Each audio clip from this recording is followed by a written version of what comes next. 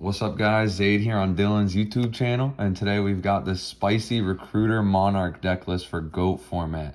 We've been playing hella games today, and I put this list together. It's gone through the ringer. I changed a good bit, but this list, probably not final, but it's kind of crazy. So if you got any feedback, let me know. Make sure you subscribe to Dylan, and if you want to check me out too, check out my channel, Zade Slater on YouTube. To start, we got the 3 of Recruiters are 3 Mystic Tomato, 3 Giant Rat. And then we've got 2 Pyramid Turtle as a 2 of Recruiter, but it's not only a Recruiter, but a target for the Recruiters because it can be summoned off Giant Rat. And then for our summon targets, we have Sangan for the Mystic Tomato, Vampire Lord for the Turtle, and then Exiled for the Giant Rat, and Spirit Reaper for the Turtle and the Tomato.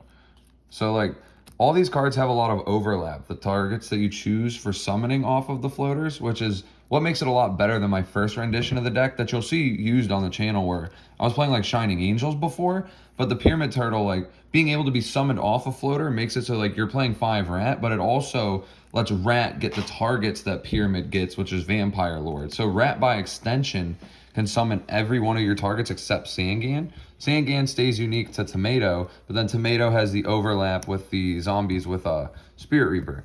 So all these targets just like have insane synergy together. They keep monster pressure on board so that you have tribute fodder for Monarchs.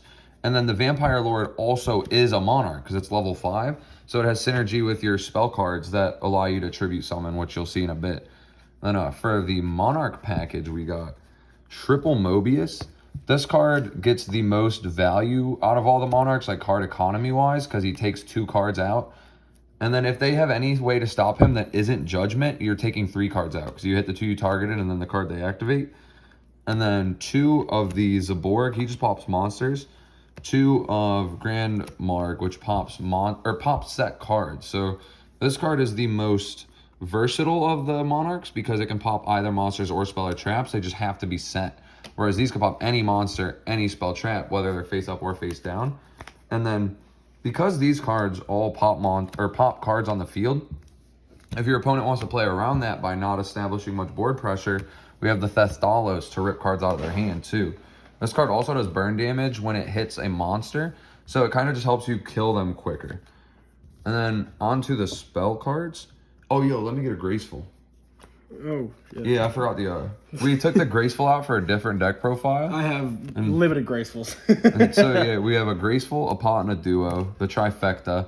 Duo is a lot stronger, I feel like, in decks that play Thestalos, because you can hit their cards and then follow up with the Thessi, and you 3 cards out their hand. They're not really playing the duel after that.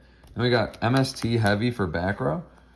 These cards are all just like generic cards almost every deck plays. Then the cards that are like unique for the tribute summoning is 3 Soul Exchange, a Snatch Steal, and a Brain Control. These 5 allow you to tribute summon with your opponent's monsters. These 2 also allow you to just push for game. So you're typically going to want to use them to tribute though, because this one will return the monster to them at the end phase, and this one will heal them a bunch. And so if you're using this, you could just like take a guy, go for game with your floaters or with whatever established Monarch you have. But if you're not going for lethal, you kind of want to have a tribute summon follow-up so that they're not gaining life, or they can't like MST it or something.